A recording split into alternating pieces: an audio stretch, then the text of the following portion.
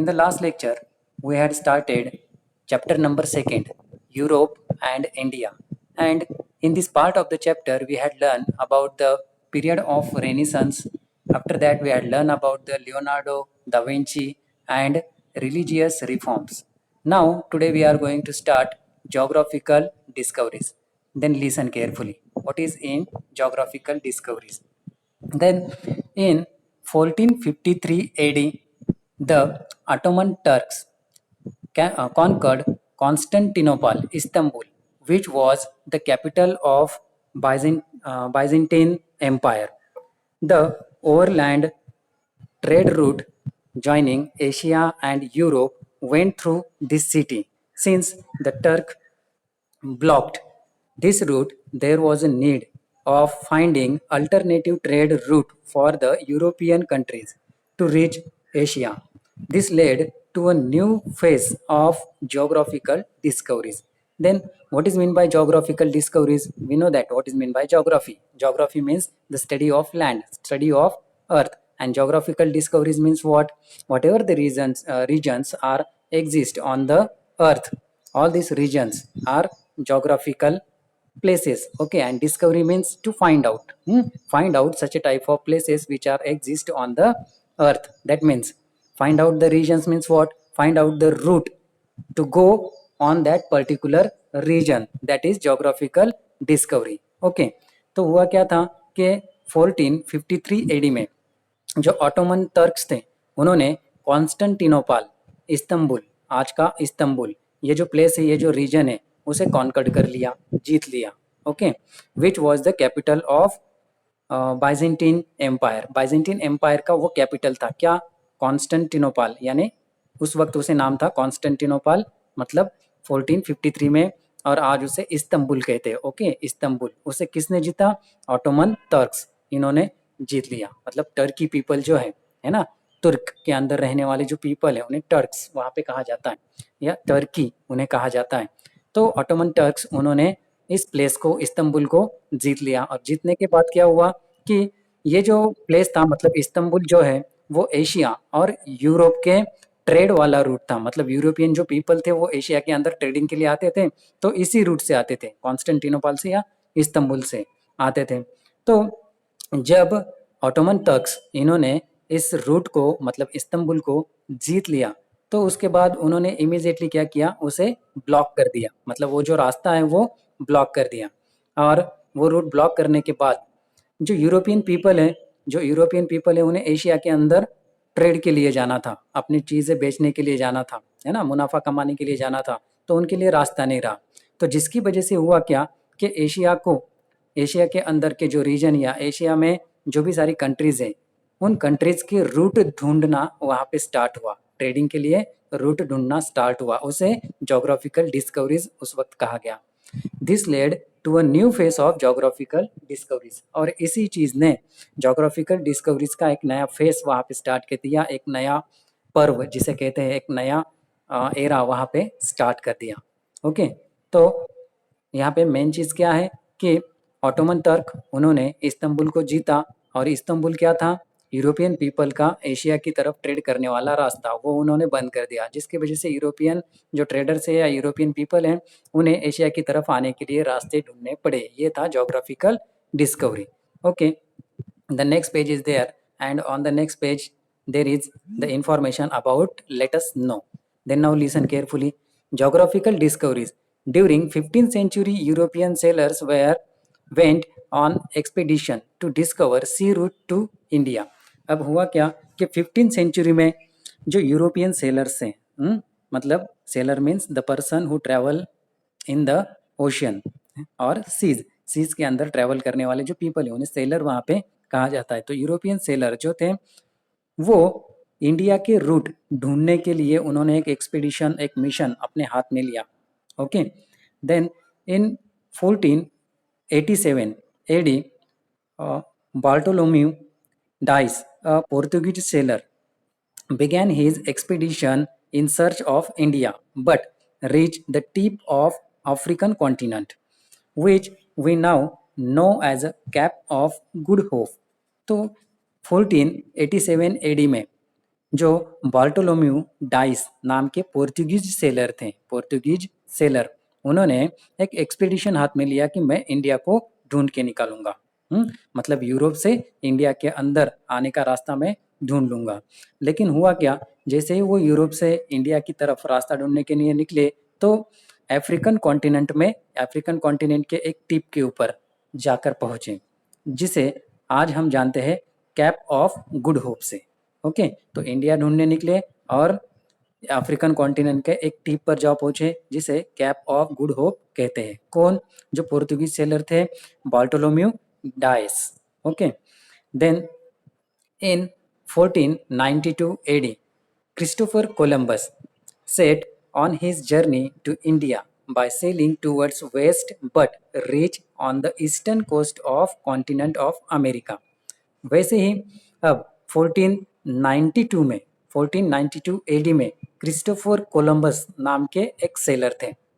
उन्होंने इंडिया की journey start की, इंडिया ढूंढना स्टार्ट किया, है ना। तो वो सेलिंग करते हुए एक दूसरे ही कॉन्टिनेंट पे जा पहुंचे, जो था अमेरिका का कॉन्टिनेंट। अमेरिकन कॉन्टिनेंट पे वो जा पहुंचे, मतलब उन्होंने यूरोप में अमेरिका का रास्ता ढूंढ लिया। किन्होंने? Christopher Columbus. वो इंडिया ढूंढने निकले थे, अमेरिका ढूंढ लिया। Then in 1498 AD, Portuguese sailor Vasco da Gama managed to sail past the Cape of Good Hope and reach the Indian coast in Calicut. Okay, तो 1498 एडी में जो पोर्तुगीज सेलर थे जिनका नाम था वास्को दी गामा, उन्होंने कैप ऑफ गुड होप का रास्ता वहाँ पे ढूंढना चाहा, कैप ऑफ गुड होप में जाना चाहते थे, लेकिन इंडिया में आ गए। इंडिया के कैलिकट इस पोर्ट के ऊपर वो आ गए थे। तो ये इंफॉर्मेशन वहाँ पे थी। नेक्स्ट पेज में ये बताया गया है। Then do you know? Again, the another information is here. Do you know? On a outline map of world, show the new sea route and regions discovered by the sailors। तो अब यहाँ पे जो वर्ल्ड का map है, world के map पर आपको सी रूट आपको ढूंढने हैं जो सेलर्स ने ढूंढ के निकाले हैं। ओके, तो ये आपको करना है। Your activity is there, you should have to do it. Manage a world map there and try to see that where is Europe, where is India, where is Cape of Good Hope, where is America. Such a type of things you should have to discover there on the map. Then the next point is there, that is intellectual revolution in Europe। तो Europe के अंदर जो intellectual revolution हुआ, revolution means what? The sudden change, we call it sudden change. Which type of sudden change? Sudden change in a good manner, अच्छे manner में जो sudden change वहाँ पे हुई उसे रिवॉल्यूशन हम कहेंगे। तो किसका revolution? Intellectual revolution. That means the revolution which is about the wiseness, which is about the intelligency. Okay, तो यूरोप के अंदर ये रिवॉल्यूशन कैसे हुआ? Due to the changes during the Renaissance period, Europe proceeded from medieval to modern age। Intellectual revolution took place in the same period। अब यहाँ पे क्या हुआ? Due to the change during the renaissance period, renaissance period के अंदर जो भी सारे चेंज हुए, Europe proceeded from medieval to modern age. तो यूरोप में वो मेडिवल एज से लेकर मॉडर्न एज तक वहाँ पे चलते रहे। Then intellectual revolution took place in the same period, और उसी टाइम में इंटेलेक्चुअल रिवॉल्यूशन वहाँ पे हुआ। The society starts stepping out of the past ignorance and blind faith. जब उसी वक्त जो सोसाइटी है उन्होंने कुछ बैड रिचुअल्स वहाँ पे थे, कुछ बैड कस्टम्स थे। कौन से बैड कस्टम्स? तो इग्नोरेंस जो था उनके अंदर, मतलब अज्ञानता, है ना,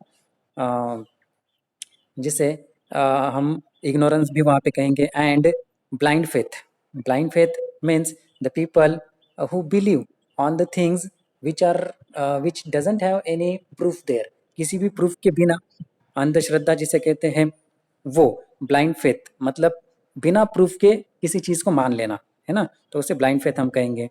the pre established custom and traditions come to be seen from critical point of view.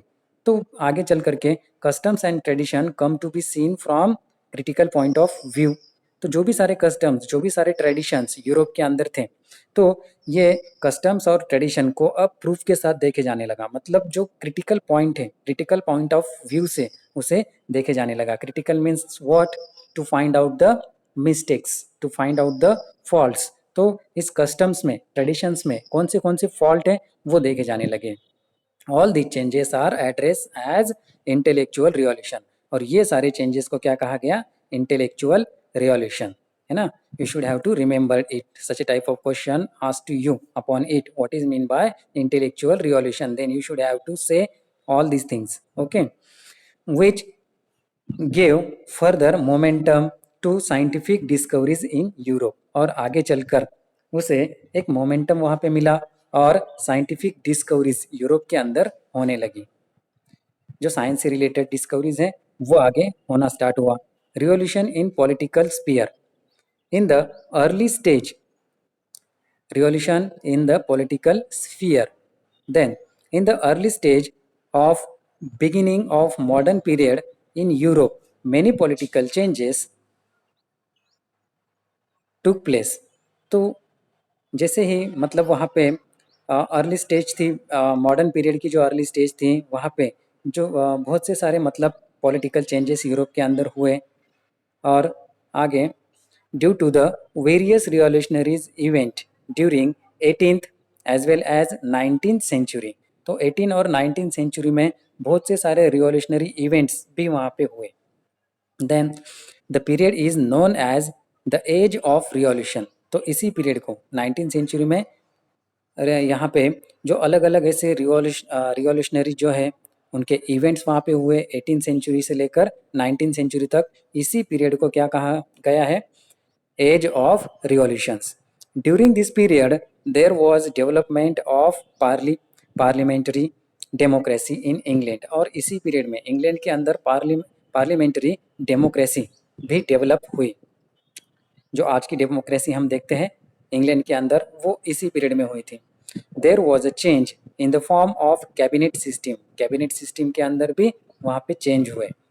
Then the Bill of Rights 1689 laid imitations on the power of king।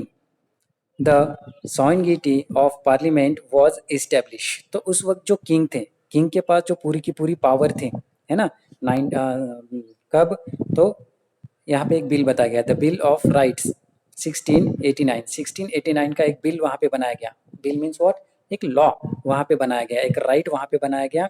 और जिसके हिसाब से किंग के पास जो पावर थे उसके अंदर कुछ लिमिटेशंस वहाँ पे लाए गए। और the sovereignty of the parliament was establish. तो पार्लियामेंट की जो सॉइंगिटी है मतलब free from any other power, जिसे हम कहेंगे किसी अदर पावर से फ्री, ऐसी पार्लियामेंट वहाँ पे इस्टेब्लिश हो गई। कहाँ पे? इंग्लैंड के अंदर। Okay, then the next point is there American war of independence. American war of independence with the background of revolutionary development in Europe, it is equally important to think about the American War of Independence। तो revolutionary development Europe में जो भी सारी हुई, तो उसमें से एक बहुत ही इम्पोर्टेंट ऐसी चीज़, एक बहुत ही इम्पोर्टेंट ऐसा जो रिवॉल्यूशन हुआ वो था अमेरिकन वॉर ऑफ इंडिपेंडेंस। तो ये अमेरिकन वॉर ऑफ इंडिपेंडेंस क्या है वो जानते हैं। With the discovery of America, the European countries turn their attention towards this continent. जैसे ही अमेरिका को डिस्कवर किया गया, तो उसके बाद जो यूरोपियन कंट्रीज़ हैं वो अमेरिकन कॉन्टिनेंट की तरफ मतलब अट्रैक्ट हो गए। The imperialist European countries to control of different regions of America. और जो इम्पीरियलिस्ट ऐसी यूरोपियन कंट्रीज थे उन्होंने अमेरिका के अलग अलग रीजन के ऊपर अपना कंट्रोल लेना स्टार्ट कर दिया। England establish control of the different region in America and establish their colonies. और जो यूरोपियन कंट्रीज है, इम्पीरियलिस्ट ऐसी यूरोपियन कंट्रीज जो थी, उन्होंने अमेरिका के अंदर अपनी कॉलोनीज वहाँ पे सेटअप की। What do you mean colonies? Do you know that what is mean bye colonies? Colonies means market places. Market places, colonies means market places. What ever the goods produce in their industries, that means European industries, they were bring all the goods in the colonies and sell from there. तो colonies के अंदर वो सारे goods वो लाते थे जो अपनी industry में वो प्रोड्यूस करते थे और कॉलोनीज से उसे बेचने का काम करते थे। तो कॉलोनीज बनाई कहाँ पे? अमेरिका के अंदर। किसने बनाई? तो इम्पीरियलिस्ट यूरोपियन जो कंट्रीज थी उन्होंने बनाई। तो England established 13 colonies. Yes, 13 colonies on the wait a minute. England established 13 colonies on the east coast of America. America के ईस्ट कोस्ट पे इंग्लैंड ने अपनी 13 कॉलोनीज वहाँ पे बनाई, मतलब 13 मार्केट प्लेसेस वहाँ पे बना लिए। Initially England had nominal domination over this colonies. तो शुरू में इंग्लैंड ने नॉमिनल ऐसा डोमिनेशन उन कॉलोनीज के ऊपर किया, मतलब ये हमारी कॉलोनीज है और domination means what? To rule, we call it domination, rule किया। Okay, but later English parliament laid oppressive restrictions and taxes on these American colonies। आगे चल करके अब इंग्लैंड ने वहाँ पे नई चीज़ें वहाँ पे स्टार्ट कर दी, बहुत से सारे रेस्ट्रिक्शन अमेरिका के ऊपर ला दिए। जिस रीजन के ऊपर उन्होंने अपनी कॉलोनी सेटअप की थी ना, तो वैसे रीजन्स पे उन्होंने क्या किया? बहुत से सारे रेस्ट्रिक्शंस वहाँ पे ला दिए, अपने खुद के लॉ वहाँ पे स्टार्ट कर दिए। बहुत ज़्यादा टैक्सेस भी अमेरिका के उस रीजन के ऊपर ला दिए।